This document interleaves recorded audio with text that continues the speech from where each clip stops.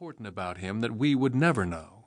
For him, it was a dead issue, a boring topic, but not for the rest of us. Me especially. For me, a middle child among the 8, the mystery was tantalizing. I knew from an early age that my father had been some sort of hero. My third-grade schoolteacher said so. Everybody said so. I hungered to know the heroic part of my dad, but try as I might, I could never get him to tell me about it.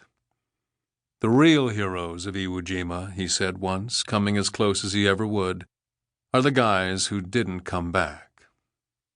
John Bradley might have succeeded in taking his story to his grave had we not stumbled upon the cardboard boxes a few days after his death.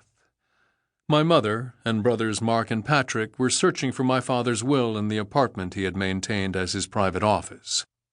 In a dark closet, they discovered 3 heavy cardboard boxes, old but in good shape, stacked on top of each other.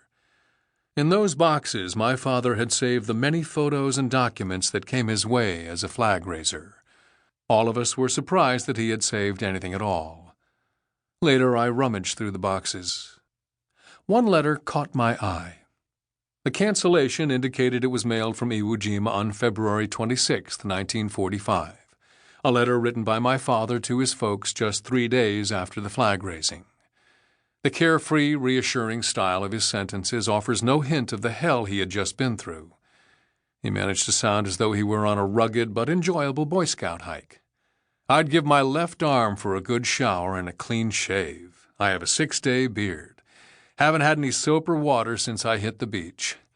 I never knew I could go without food, water, or sleep for 3 days, but I know now it can be done.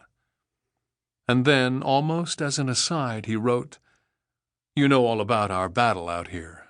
I was with the victorious Easy Company, who reached the top of Mount Suribachi first.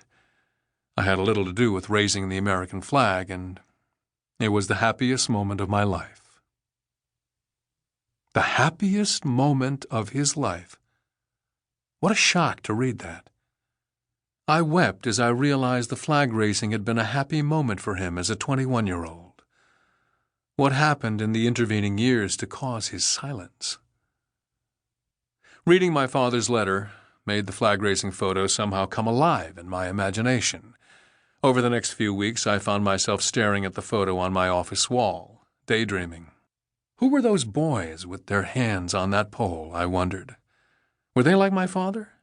Had they known one another before that moment, or were they strangers, united by a common duty? Did they joke with one another? Did they have nicknames? Was the flag raising the happiest moment of each of their lives? The quest to answer those questions consumed 4 years. At its outset, I could not have told you if there were 5 or 6 flag raisers in that photograph.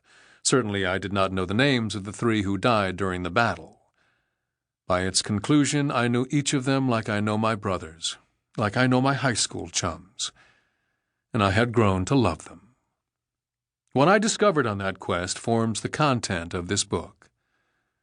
The quest ended symbolically with my own pilgrimage to Iwo Jima. Accompanied by my 74-year-old mother, 3 of my brothers, and many military men and women, I ascended the 550-foot volcanic crater that was Mount Suribachi. My 21-year-old father had made the climb on foot, carrying bandages and medical supplies. Our party was whisked up in Marine Corps vans.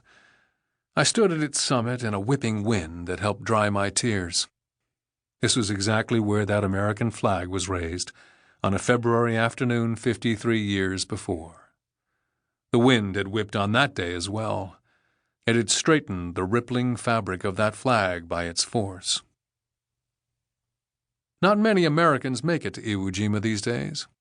It is a shrine of World War II, but it is not an American shrine. A closed Japanese naval base, it is inaccessible to civilians of all nationalities except for rare government-sanctioned visits. It was the Commandant of the Marine Corps, General Charles Krulak, who made our trip possible. He offered to fly us from Okinawa to Iwo Jima on his own plane.